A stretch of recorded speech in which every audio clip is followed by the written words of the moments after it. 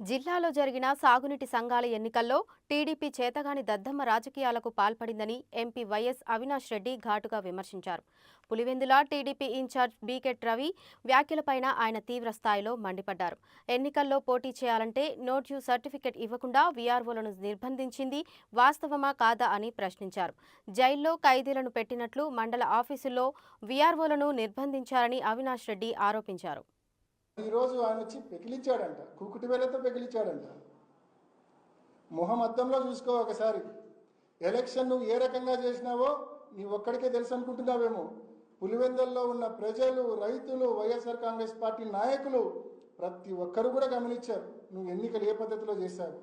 ఇంకా చెప్పాలంటే పక్కనున్న జమలమడుగు నియోజకవర్గం ఉంది.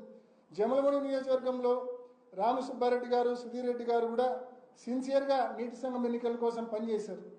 మరి అక్కడ కూడా మీరు చూస్తే నిన్న ఒక వీడియో ఫుటేజ్ కూడా రోజంతా సర్క్యులేట్ అయింది.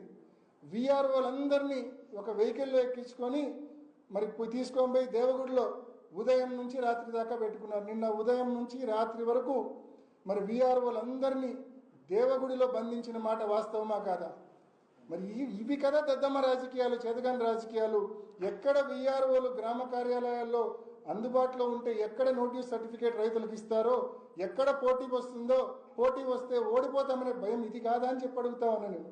ఇవన్నీ తప్పించుకోవడం కోసం కన్వీనియంట్గా వీఆర్ఓలందరినీ జైల్లో ఖైదీలను బంధించినట్టు బంధించి నోటీస్ సర్టిఫికేట్ ఏ ఒక్కరికి రాకుండా చేసి ఎవరు కంటెస్ట్ చేయకుండా చేసుకొని ఈరోజు దీన్ని గెలుపని చెప్పుకుంటున్నావే, ఇంతకంటే సిగ్గుచేటు ఉంటుందా అని చెప్పి నేను అడుగుతా ఉన్నా.